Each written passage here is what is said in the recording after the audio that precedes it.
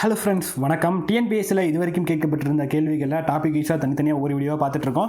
So INM series தான் இப்போ போயிட்டுருக்கு. ஐஎன்எம்மில் தமிழ்நாடு ஓரியன்டான பகுதிகள் மட்டும் தனியாக பார்த்தாச்சு. ஏன்னா அது யூனிட் 8 9 வரும் அப்படிங்கிறனால தமிழ்நாடு ஓரியன்டான பகுதிகள் ஆல்ரெடி 3 பார்ட்டாக வந்து பார்த்தாச்சு. வெறும் ஐஎன்எம் ஓரியன்டானது மட்டும் வந்து இந்த வீடியோவில் வந்து பார்த்துடலாம். ஸோ இந்த வீடியோவில் பார்க்கக்கூடிய டாபிக் பார்த்திங்க அப்படின்னா ஐஎன்எம்மில் தேசிய மறுமலர்ச்சி அப்படிங்கிற டாபிக். அதாவது தேசிய மறுமலர்ச்சி இயக்கங்கள் எல்லாமே நிறைய வந்து இருக்கும். அந்த இயக்கங்களை பற்றி தான் வந்து ராஜாராம் மோகன் ராயா இருக்கலாம், வந்து மற்ற சிலரால் ஆரம்பிக்கப்பட்ட ஞான சபை, பிரம்ம சமாஜம், இந்த மாதிரியான முக்கியமான இயக்கங்கள்லாம் இருக்கு இல்லையா, தேசிய மறுமலர்ச்சி இயக்கங்கள். அந்த இயக்கங்களை பற்றி தான் உங்களுக்கு இந்த டாப்பிக்கில் வரப்போகுது. ஸோ இந்த டாப்பிக்கில் இது வரைக்கும் கேட்கப்பட்ட இந்த கேள்விகள் எல்லாமே வந்து பார்க்கலாம்.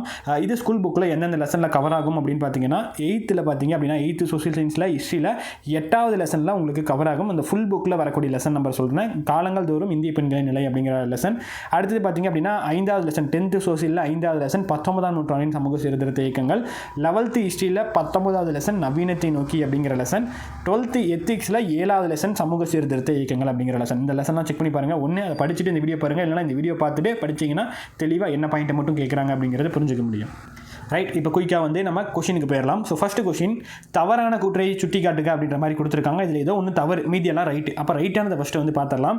1896 விவேகானந்தருடைய ராமகிருஷ்ண மிஷனை வந்து ஆரம்பித்தார் அப்படின்ட்டு இருக்கு. ஸோ அந்த இயக்கங்கள் எப்போ ஆரம்பிக்கப்பட்டது, அந்த இயக்கத்தை ஆரம்பித்தாங்க இல்லையா, அவங்கள பற்றின முக்கியமான பாயிண்ட் இதுதான் இந்த பகுதியில் பொறுத்த வரைக்கும் தொடர்ந்து கேட்கக்கூடியது. எந்த இயர், எந்த இயக்கம், அதே மாதிரி யார் எந்த இயக்கத்தை ஆரம்பித்தா, அந்த இயக்கத்தை ஆரம்பித்தவங்க என்னென்ன முக்கியமான விஷயங்கள்லாம் பண்ணியிருக்காங்க, ஏதாவது அந்த இயக்கம் வந்து என்னென்ன வழிகளில் சிறப்பாக செயலாற்றி இருக்குது, இதை மட்டும் தான் கேள்வியாக கேட்பாங்க. ஒவ்வொன்றா வந்து பார்த்துடலாம். இந்த 96 வந்து ராமகிருஷ்ண இயக்கம் தொடங்கப்பட்டது. யாரால? விவேகானந்தரால். இது ரைட்டானது. அடுத்தது, அதற்கு இந்தியா முழுவதும் கிளைகள் உள்ளன. எஸ், ராமகிருஷ்ண மிஷன்கிறது இந்தியா முழுக்க வந்து கிளைகள் இருக்குது. நீங்கள் எந்த இடத்துல பார்த்தாலும் விவேகானந்தர் பள்ளி, விவேகானந்தா அப்படின்ற மாதிரி நிறைய இடத்துல உங்களுக்கு பார்க்க முடியும். ஸோ எல்லா இடத்துலையும் கிளைகள் அப்படிங்கிறது இருக்குது. நெக்ஸ்ட் பார்த்தீங்க அப்படின்னா இது எண்ணற்ற பள்ளிகள், அனாதை விடுதிகள், மருத்துவமனைகள் ஏற்படுத்தி இருக்குது. இந்த பாயிண்ட்லாம் உங்களுக்கு தெளிவாக புக்கில் கொடுத்துருப்பாங்க. நிறைய விஷயங்கள் வந்து மருத்துவமனைகளாக இருக்கலாம், அனாதை ஆசிரமங்களாக இருக்கலாம், பள்ளிகளாக இருக்கலாம், எல்லாத்தையுமே வந்து உருவாக்கியிருப்பாங்க. இதுவுமே ரைட்டு தான். என்ன தவறுப்பா அப்படின்னு பார்த்தீங்கன்னா, ராமகிருஷ்ணரின் சீடரான பிரம்ம சமாஜத்தின் முழு திட்டத்தையும் அப்படியே ஏற்றுக்கொண்டுள்ளனர் அப்படின்னு இருக்கு. ராமகிருஷ்ணரின் சீடர்கள் வந்து பிரம்ம சமாஜத்தை ஏற்றுக்கொண்டனர் இருக்கு. தவறு. ராமகிருஷ்ணரின் சீடர்கள் வந்து அவருடைய ஒரு விஷயங்களை தான் வந்து ஏற்றுக்கிட்டாங்க, பிரம்ம சமாஜத்தை அப்படியே வந்து அவங்க ஏற்றுக்கவில்லை. ஓகேங்களா? ஸோ அப்போ அந்த கூற்றுங்கிறது தவறானது. அடுத்த கேள்வி பார்க்கலாம். ராஜாராம் மோகன் ராய் பற்றி இருக்குது. ஸோ இதில் என்னென்ன ரைட்டு அப்படிங்கிற மாதிரி வந்து நமக்கு ரைட்டு எது தவறு அப்படிங்கிற மாதிரி வந்து கொடுத்துருக்காங்க. ஃபஸ்ட்டு ரைட்டானது எல்லாமே பார்த்துடலாம்.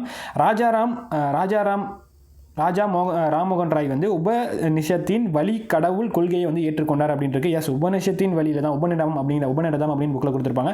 அதன் வழியில் ஒரு வழி கடவுள் தான், அதாவது கடவுள் கொள்கை அப்படின்ட்டு ஒரு கடவுள் கொள்கையை வந்து அவர் ஏற்றிருப்பார். இது ரைட்டு. நெக்ஸ்ட், சுவாமி தயானந்த சரஸ்வதி மேற்கத்திய சிந்தனைவாதத்தை வந்து ஏற்றுக்கொண்டார் அப்படின்ட்டு இருக்கு. ஸோ இதுவுமே ரைட்டு. தயானந்த சரஸ்வதி மேற்கத்திய சிந்தனை வந்து கொஞ்சமாக ஏற்றிருந்திருப்பார். அது ரைட்டு தான். நெக்ஸ்ட், சமூக சீர்திருத்தவாதிகள் பெண் அடிமை மற்றும் தாழ்த்தப்பட்டோரின் நலனுக்கு பாடுபட்டனர். எஸ், சமூக சீர்திருத்தவாதிகள்னாலே அவங்க எதுக்கு பாடுபட்டிருப்பாங்க? ஜாதிய ஒழிப்பு, அதாவது பெண்ணடிமைத்தனத்துக்கு எதிராகவும் தாழ்த்தப்பட்ட நலனுக்கு ஆதரவாகவும் தான் வந்து பாடுபட்டிருப்பாங்க. அப்போ இந்த 3 பாயிண்ட்டுமே ரைட்டு. என்ன தவறு அப்படின்னு பார்க்கும்போது 1918 பிராமணர் எதிர்ப்பு இயக்கமாக தென்னிந்திய விடுதலை அமைப்பு உருவாக்கப்பட்டது அப்படின்ட்டு. 1918 ஆரம்பிச்சிருக்க மாட்டாங்க, 1916 வந்து ஆரம்பிச்சிருப்பாங்க. 18 வந்து பெயர் மாற்றம் தான் பண்ணியிருப்பாங்க. ஸோ இந்த பாயிண்ட் அப்படிங்கிறது தவறு. ஓகேங்களா? ரைட். ஸோ அடுத்த பாயிண்ட் பார்க்கலாம். சையத் அகமது கான் தொடங்கப்பட்ட இயக்கம் என்ன இயக்கம் கேட்குறாங்க. அதே மாதிரி தான், என்ன இயக்கம் யார் தொடங்கினா அதுதான் கேட்பாங்க. சையத் அகமது கானால் தொடங்கப்பட்ட இயக்கம் என்ன இயக்கம்? அலிகார் இயக்கம். நெக்ஸ்ட்டு, சத்திய சோசைட் சமாஜம், அதாவது உண்மை தேடுவர் சங்கம் அப்படின்னு சொல்லுவாங்க, என்ற அமைப்பை ஏற்படுத்தியவர். இதுலேயுமே அமைப்பு யார் ஏற்படுத்தினான்னு தான் கேட்குறாங்க. ஜோதிபா பூலே தான் சத்திய சோசைட் சமாஜம் அப்படிங்கிறது வந்து இது பண்ணியிருக்காங்க. ஸோ ஜோதி அப்படின்னாலே அதில் தான் சத்தியம் பண்ணுவாங்க இல்லையா. ஸோ சத்தியம் அப்படின்னாலே ஜோதி ஞாபகம் வந்துடணும். நெக்ஸ்ட்டு, 1917 டேவிட் ஹேர் என்பவருடன் இணைந்து கல்கத்தா இந்து கல்லூரியை நிறுவியவர். கல்கத்தா இந்து கல்லூரி பொறுத்த வரைக்கும் யார் கூட இணைஞ்சு டேவிட் ஹேர் அப்படிங்கிற இது பண்ணார்னா, ராஜாராம் மோகன் ராய் தான் வந்து அவர் கூட இணைஞ்சு கல்கத்தா இந்து கல்லூரியை உருவாக்குறதுக்கு ஹெல்ப் பண்ணியிருப்பார். சரிங்களா? ராஜாராம் மோகன் ராய், டேவிட் ஹேர் சேர்ந்து கல்கத்தா இந்து கல்லூரி அப்படிங்கிற அந்த பாயிண்ட் ஞாபகம் வந்துடும். 1817. அடுத்த பாயிண்ட், கீழ்கண்டவற்றில் எது தவறானதுன்னு கேட்டிருக்காங்க. ஏதோ ஒன்று தவறு, மீது எல்லாமே ரைட்டு. எல்லாமே இயக்கம் யார் தொடங்கினாங்க அப்படிங்கிறதான். சுத்தி இயக்கம் யார்? தயானந்தா சரஸ்வதி, கரெக்டானது. ஐயாவளி வைகுண்ட சாமிகள், ஓகேங்களா, இதுவுமே சரியானது. நெக்ஸ்ட், நாம்தாரி இயக்கம் பாபா ராம், ஓகேங்களா, நாமுனாலே ராமு ஞாபகம் வச்சுக்கோங்க அப்படின்னு சொல்லியிருப்பேன். ஸோ ராம் சிங் அப்படிங்கிறது. நெக்ஸ்ட், எது தவறு அப்படின்னா ராமகிருஷ்ண இயக்கம், ராமகிருஷ்ண பரமஹம்சர் இருக்குது, தப்பு. இது வந்து விவேகானந்தா தான் தொடங்கியிருப்பார். ராமகிருஷ்ண பரமஹம்சருடைய சீடர் விவேகானந்தர், அவர் தொடங்கப்பட்ட இயக்கம்னா ராமகிருஷ்ண இயக்கம், அவருடைய நினைவாக அவருடைய பேர்லேயே தொடங்கியிருக்காங்க, அதாவது தன்னுடைய குருவுடைய பெயரில். அடுத்தது கீழ்கண்டவற்றுள் சரியாக பொருத்தப்பட்டுள்ளது எதுன்னு கேட்குறாங்க. ஏதோ ஒன்று சரி, மீதியெல்லாம் தவறு. அது என்னென்னு பார்த்தலாமா? ரைட். ஸோ பிரம்ம ஞான சபை அப்படிங்கிறது நியூயார்க் அமெரிக்காவில் தான் ஃபஸ்ட்டு தொடங்கியிருப்பாங்க. சரிங்களா? ஸோ இது சரி. மீதியெல்லாம் பார்த்திங்க அப்படின்னா ஆரிய சமாஜம் வடலூர் இருக்குது, தவறு. ஓகேங்களா? ஆரிய சமாஜத்துக்கும் வடலூர்னாலே வந்து இவர் நம்ம வள்ளலார் தான் வந்து இங்கே விஷயங்களை தொடங்கியிருப்பார். ஸோ சத்திய ஞான சபை அப்படிங்கிறதான் நம்ம தொடங்கியிருப்பார் இல்லையா? ஸோ இது வந்து தவறு. நெக்ஸ்ட்டு சத்திய சுத்த சன்மார்க்க சங்கம், இதுதான் வந்து வடலூர். சரிங்களா? ஸோ இதுதான் வடலூர். இது இல்லை. அடுத்தது வந்து சத்திய சோசல் சமாஜம் அப்படிங்கிறது வந்து குஜராத்துன்னு இருக்குது, இதுவும் தப்பு. ஓகேங்களா? சத்திய சோசல் சமாஜம் ஜோதிபா போலியால் தொடங்கப்பட்டது, இதை நம்ம பார்த்துருப்போம். அது எங்கே? மகாராஷ்டிராவில் தொடங்கியிருப்பாங்க. சரிங்களா? அதே மாதிரி வந்து நமக்கு சமர சுத்த சன்மார்க்க சங்கம் அப்படிங்கிறது வடலூர். ஆரிய சமாஜம் அப்படிங்கிறது வந்து நமக்கு வேற ஊரில் தொடங்கியிருப்பாங்க. சரிங்களா? ஸோ இதுதான் பேலூர். ஆரிய சமாஜம்ங்கிறது தான் பேலூரில் தொடங்கியிருப்பாங்க. ஸோ இதில் ரைட்டுன்னா பி மட்டும் தான் ரைட்டு. பிரம்மஞான சபை நியூயார்க்கில். ஓகே. இந்திய மறுமலர்ச்சியின் தந்தை என ராஜாராம் மோகன் ராயை குறிப்பிட்டுள்ளவர் யார் அப்படின்னா, இவரை இந்திய மறுமலர்ச்சியின் தந்தைன்னு சொன்னவர் யாருன்னு கேட்குறாங்க. யார் அப்படின்னா வந்து ரவீந்திரநாத் தாகூர் அவர்கள் தான் வந்து இவரை இந்திய மறுமலர்ச்சியின் தந்தைன்னு சொன்னாங்க. ஸோ யார் இந்திய மறுமலர்ச்சியின் தந்தை? ராஜாராம் மோகன் ராய். அப்படி சொன்னவர் யார்? ரவீந்திரநாத் தாகூர். அடுத்த கேள்வி, பொறுத்துக, கீழ்கண்டவற்றை பொறுத்துக அப்படின்ற மாதிரி கொடுத்துருக்காங்க. ஸோ ஒவ்வொன்றா பார்த்துடலாமா? சத்திய சோசட் சமாஜம் ஜோதிபா போலே, மேலே தான் பார்த்தோம். அலிகார் இயக்கம் சர் செய்த அகமது கான், இதுவும் ஆல்ரெடி பார்த்தோம். நிரம்காரி இயக்கம் பாபா தயால் தாஸ். நிரம்காரினா தாஸ். ஓகேங்களா? நிரம்காரினா நிறத்துக்கு பச்சவந்தி மாதிரி மாற்றிட்டு இருக்கவங்கள தாஸ்ன்னு சொல்லுவாங்க. ஸோ பாபா தயால் தாஸ். நாம்தாரி இயக்கம் பொறுத்த வரைக்கும் நாம்னாலே ராம் நாம வச்சு சொல்லியிருப்பேன், பாபா ராம் சிங். ஓகேங்களா? பாபா ராம்தாஸ்.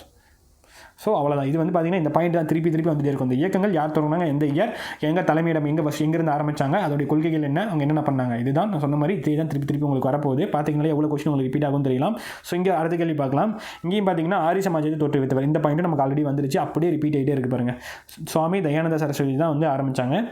அடுத்த கேள்வி, ஸோ இந்த கேள்வியுமே இயக்கங்கள் எந்த ஆண்டு தொடங்கப்பட்டது அப்படிங்கிறதா, எத்தனை தடவை ரிப்பீட் ஆகிருக்குன்னு பாருங்கள். சத்திய சோசத் சமாஜம் அப்படிங்கிறது நமக்கு தெரிஞ்சது தான், ஜோதிபா போலே. ஜீவகாருண்யம் அப்படிங்கிறது யார்? வள்ளலார், அவருடைய கொள்கை தான் ஜீவகாருண்யம். தர்ம பரிபாலனம் அப்படிங்கிறது யார்? நாராயணகுரு. ஓகேங்களா? அவரால் தொடங்கப்பட்டது தான் தர்ம பரிபாலனம் அப்படிங்கிறது. இந்து புயல் அப்படிங்கிறது சுவாமி விவேகானந்தர். ஓகேங்களா? ஸோ இந்து சமயத்தின் மார்ட்டின் லூதர் அப்படிலாம் இவங்க வந்து போய் சொல்லியிருப்பாங்க. ஸோ இந்து சமயம் அப்படின்னாலே யார்? சுவாமி விவேகானந்தர் தான். நெக்ஸ்ட்டு, சுவாமி விவேகானந்தர் சிக்காகோ செல்வதற்கு உதவியவர் யார் அப்படின்னு கேட்குறாங்க. யார் அப்படின்னா வந்து சர் ஆர்தர் ஹேவ்லாக். ஓகேங்களா? சர் ஆர்தர் ஹேவ்லாக் அப்படிங்கிறவர் தான் சுவாமி விவேகானந்தர். சிக்காகோவோட முக்கியமான மாநாடு உங்கள் எல்லாருக்கும் தெரியும், 1893 உலக புகழ்பெற்ற அந்த ஸ்பீச்சாக வந்து இருந்திருக்கும். அதுக்கு யார் ஹெல்ப் பண்ணா? சர் ஆர்தர் ஹேவ்லாக் அப்படிங்கிறவர் தான். நெக்ஸ்ட்டு, தேவேந்திரநாத் தாகூர் ஏற்படுத்திய அமைப்பின் பெயர். தேவேந்திரநாத் தாகூர் ஏற்படுத்திய அமைப்பு என்ன? தத்துவ போதினி சபா. தேவேந்திரநாத் தாகூருடைய பாடல்கள் எல்லாத்தையும் தத்துவம் ஏதோ ஒன்று இருந்துக்கிட்டே இருக்கும், அதான் தத்துவ போதினி சபா. ஓகேங்களா? ரைட். அடுத்து, பின்வரும் நகரங்களில் பிரம்ம ஞான சபையின் தலைமையகம் அமைந்துள்ள இடம் எது அப்படின்னா சென்னையில் தான் பிரம்ம ஞான சபையினுடைய தலைமையிடம் இருக்குது, சென்னையில் இருக்குது. ஓகேங்களா? ஸோ இது ஃபஸ்ட்டு ஏற்படுத்தப்பட்டது அமெரிக்கா, சிக்காகோ. அதோடைய தலைமையகம் எங்கே இருந்திருக்கு? அதாச்சும் அங்கே அமெரிக்காவிலேருந்து மாற்றிருப்பாங்க, சென்னைக்கு மாற்றிருப்பாங்க. நெக்ஸ்ட்டு, சதி என்பது ஒவ்வொரு சாஸ்திரத்தின்படி ஒரு கொலை என வர்ணித்தவர் யார்? சதிங்கிறது ஒவ்வொரு சாஸ்திரத்தின்படியும் ஒரு கொலை அப்படின்னு சொன்னவர் ராஜாராம் மோகன் ராய். சதி எதிர்ப்பு, சதிக்கு ஆப்போசிஷனாக வந்து சதி ஒழிப்பு சட்டம் கொண்டு வரதுக்கு முக்கியமான காரணமாக இருந்தது எல்லாமே வந்து ராஜாராம் மோகன் ராய். சதி அப்படின்னாலே வந்து அதற்கு எதிர்த்தவர் யாருனாலே, அதுக்கு சட்டம் கொண்டு வந்தது யாருனாலே ராஜாராம் மோகன் ராய் ஞாபகம் வந்துடணும். அடுத்தது, கீழ்கண்டவற்றுள் எந்த ஒன்று ராமகிருஷ்ண மிஷனின் செய்திகளில் குறிப்பிடப்பட்டவை அல்ல அப்படின்னு கேட்குறாங்க. எது அப்படின்னா கடவுள் பக்தி அப்படிங்கிற ஒன்று சொல்ல. ராமகிருஷ்ண மிஷன் பொறுத்த வரைக்கும் என்னென்ன விஷயங்கன்னா ஆன்மீகத்தை வளர்ச்சி அடைய செய்யணும், மனிதர்களுக்கான சேவைகள் அப்படிங்கிறது, மனிதர்களுக்கான சேவை, இறைவனுக்கான சேவை அப்படின்னு தான் அவங்களுடைய கொள்கையாக இருக்கும். ஸோ ஆன்மீக வளர்ச்சி, மனிதருக்கான சேவை.